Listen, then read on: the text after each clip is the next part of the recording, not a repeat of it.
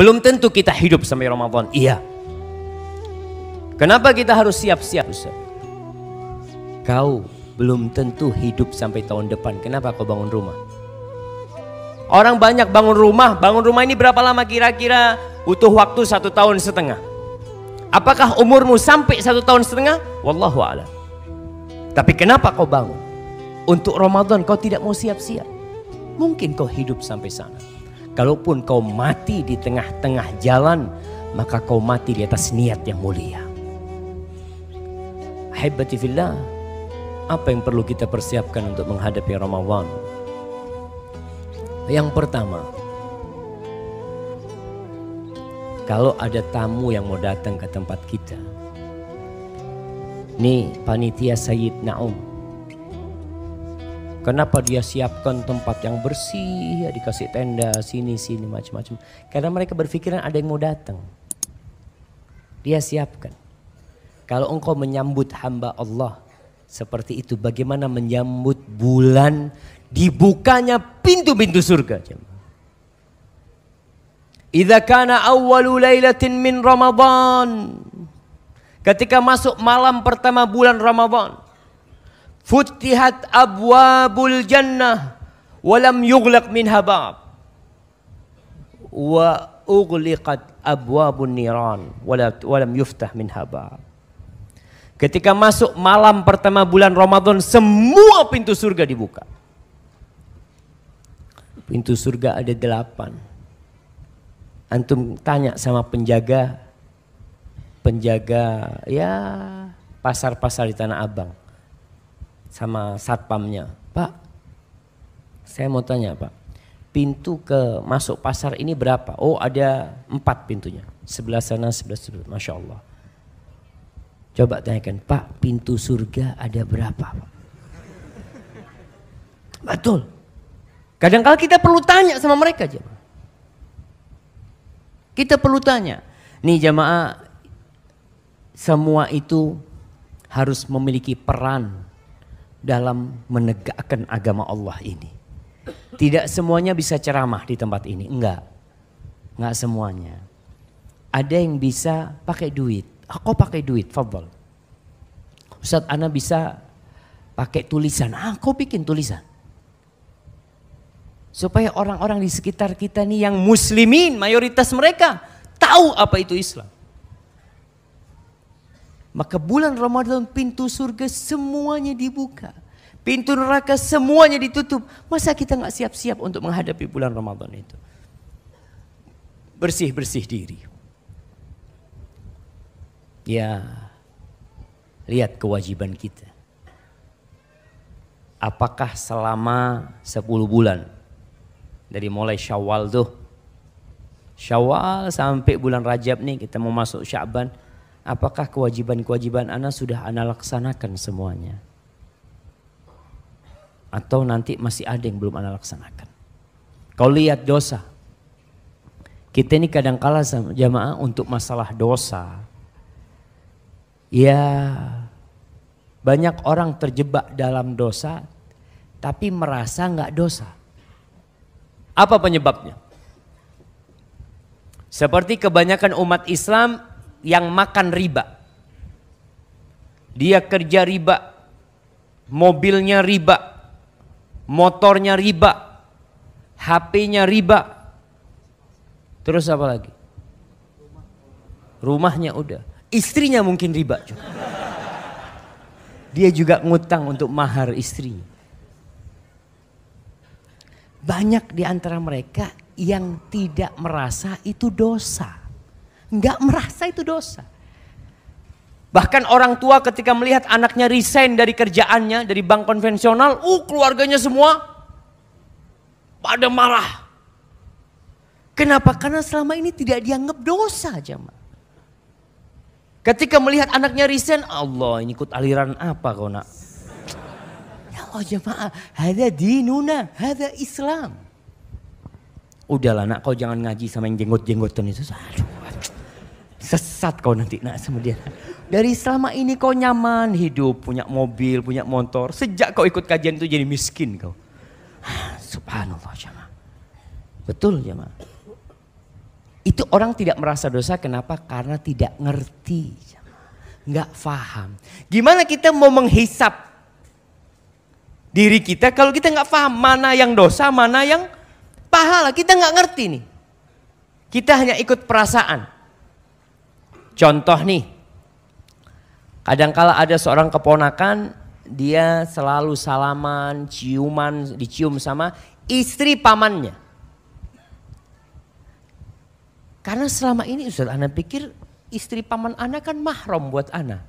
Dari mana istri pamanmu jadi mahram? Ya kan seperti paman ana lah Ustaz. Enggak. Di sini dibutuhkan ilmu untuk melihat. Oh ternyata yang ini dosa. Ini nih yang pahala. Ana kira ini dapat pahala, ternyata enggak. Sebagian umat Islam tidak pakai jilbab. Nah, masih kita lihat. Ketika ditanya, kenapa bu kok nggak pakai jilbab? Kan ada fatwa yang mengatakan jilbab tidak wajib. Nah, berarti kan dia melepas jilbabnya tidak merasa itu dosa. Tapi ada orang yang dikatakan, mbak kok nggak pakai jilbab? Doakan Ustadz, mudah-mudahan saya dapat hidayah, saya kepingin pakai jilbab. Ini nggak apa-apa. Yang tadi itu yang pertama, dia meninggalkan jilbab dengan ilmu. Karena ada fatwa yang mengatakan jilbab tidak wajib. Kalau yang kedua, karena dia belum mampu pakai jilbab. Tapi dia tahu, ana tahu Ustadz, seharusnya seorang muslimah itu pakai jilbab. Ana paham Ustadz, cuma ana kok belum siap untuk hal itu, ya kita doakan. Tapi kalau yang pertama, ya mau gimana, dia merasa udahlah orang ada fatwa seperti itu. Maka ilmu jemaah, kita ini mau menghisap diri kita butuh ilmu. Antum pelajarin ilmu tuh. Mana yang wajib, mana yang sunnah, mana yang haram, mana yang mubah, perlu kita pelajarin, perlu. Kalau kita tidak tahu dengan rambu-rambu, kita akan sering ditilang sama polisi. Antum orang tuh kalau datang dari luar kota, nggak tahu dengan rambu-rambu yang ada di kota itu, tahu-tahu dapat 100 meter ditilang. Ntar 500 meter ditilang lagi, Allahu Akbar. Kenapa aku ditilang terus? Ya, Bapak tahu ini larangan. Oh saya nggak tahu Pak, saya dari luar kota. Ya, Bapak kan punya SIM. Bapak berarti sudah belajar. Iya Pak, saya SIM-nya bayar Pak. Masya Allah. Kayak gitu tuh banyak umat Islam yang gak ngerti dengan rambu-rambu. Sehingga diterabas sama mereka. Merasa gak dosa. Merasa tidak dosa dia. Tapi ketika berilmu, kenapa Allah katakan innama yakhshallaha min ibadihi al-ulama. Yang takut sama Allah di antara hamba-hambanya. Siapa? Para ulama. Orang yang ngerti, yang paham, dia baru takut. Antum ketika tahu di depan sana ada polisi yang jaga, antum pakai seat belt enggak? Masya Allah, langsung dipasang. Kenapa mas? Ada bapak polisi. Kelihatan itu tuh, kelihatan. Tapi orang yang tidak punya ilmu, dia tenang. Tahu-tahu kiri. Allah, kenapa kiri? Oh, bapak nggak pakai seat belt. Allah. Ilmu jemaah. Maka untuk hisab diri kita nih, kita harus belajar. Baik. Yang kedua, sebelum kita beramal, kita ini udah beramal puluhan tahun. Tapi antum berpikir, amalan antum kira-kira diterima enggak? Kalau yang pertama tadi berbicara tentang ya dosa sama pahala. Kita udah tahu nih dosa ini pahala, alhamdulillah kita udah paham Ustaz. Kita udah bisa menghisap nih. Ternyata amalan kita dosa, yang ini pahala. Tapi perlu kau hisap lagi. Diterima enggak kira-kira amalanmu? Karena syarat diterimanya amalan tuh ikhlas lillahi ta'ala dan sesuai dengan tuntunan Rasulullah SAW. Itu syahadat kita. Itu syahadat kita. Ustadz ana nih, alhamdulillah suka puasa Ustadz. Bahkan anak kalau puasa 40 hari. Boleh dalam Islam. Bapak nggak boleh Pak. Rasul SAW tidak pernah puasa sebulan penuh kecuali Ramadan kata dia. Ustaz, saya kan beda lah. Nabi kan sudah diampuni dosanya. Ada orang-orang kayak gitu. Dan itu pernah terjadi di masa Rasul sallallahu alaihi wasallam. Ingat kisah 3 orang yang mau puasa terus tidak mau berbuka. Yang satu mau sholat malam terus dia tidak ingin putus, tidak ingin tidur. Yang satu tidak ingin menikah dengan wanita. Kacamata perasaan orang-orang ini orang baik semua. Gimana nggak baik? Mereka tujuannya benar lillahi ta'ala, tapi caranya nggak benar. Maka orang yang caranya benar belum tentu diterima. Apalagi yang caranya tidak benar. Caranya benar belum tentu diterima, kalau dia nggak ikhlas Allah nggak akan terima. Maka antum lihat, sedekah antum, ana sering sedekah, thayyib. Gimana sedekahmu?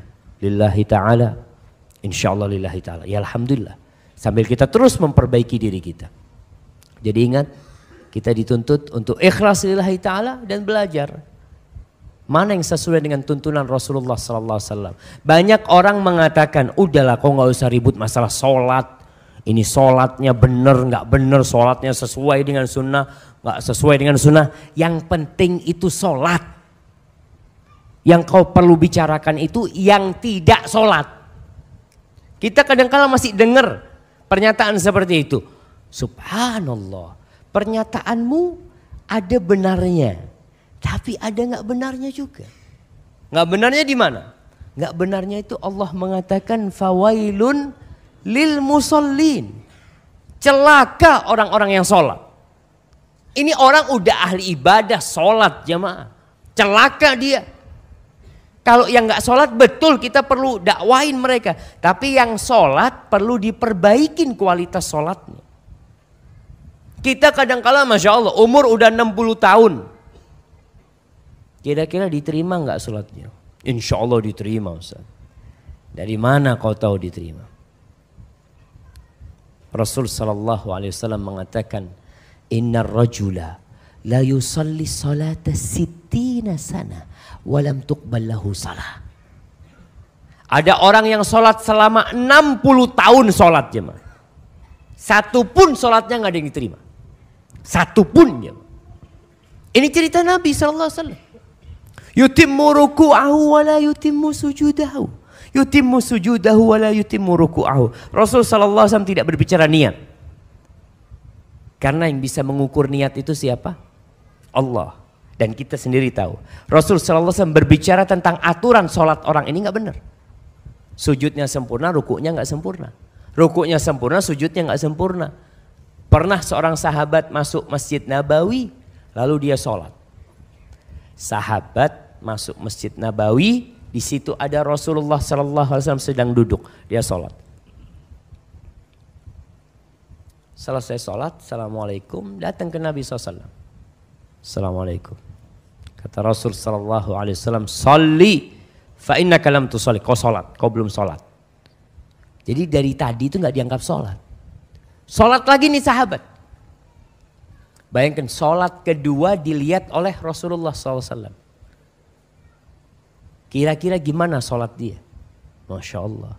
Assalamualaikum, assalamualaikum. Datang ke Rasulullah SAW, Nabi balik mengatakan sholli fa innaka lam tusalli. Kau sholat lagi, kau belum sholat. 3. Selesai sholat, ya mau nggak mau dia berusaha yang ketiga kali ini untuk lebih maksimal. Selesai assalamualaikum.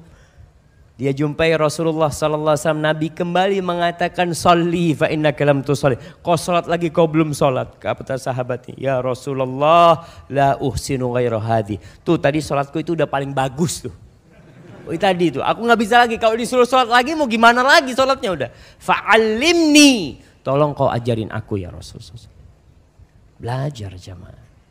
Makanya kalau ada orang mengatakan yang kau bicarakan yang tidak sholat, yang sholat sudah biarkan. Enggak, yang sholat pun perlu bagaimana? Tadi kita bicara kualitas. Umat Islam ini nggak boleh dia mandek tuh. Berhenti tuh nggak naik derajatnya. Dari dulu sampai sekarang kulhu yang dihafal. Qul huwallahu ahad, qul a'udzu bil falaq, qul a'udzu bin nas. Tanya, Bapak umur sudah berapa? Ya Ustaz, ya baru 58 tahun lah. Hafalannya nggak nambah enggak Ustaz, tapi kalau fulus alhamdulillah Ustaz. Kenapa? Karena dia nggak mau belajar jamaah. Maka tolong nih yang kedua ini Sama sebenarnya, kalau yang pertama tadi kita bicara supaya kita tahu ilmu, mana yang halal, mana yang haram, mana yang wajib, mana yang sunnah, mana yang boleh, mana yang gak boleh. Tapi yang kedua belajar untuk menyempurnakan. Yang udah sholat, alhamdulillah Ustaz Ala ini udah sholat sejak umur 9 tahun dan tidak pernah meninggalkan sholat, alhamdulillah. Sekarang kau lihat, kira-kira sholatmu udah bener enggak? Pelajarin lagi, kembali kepada ilmu.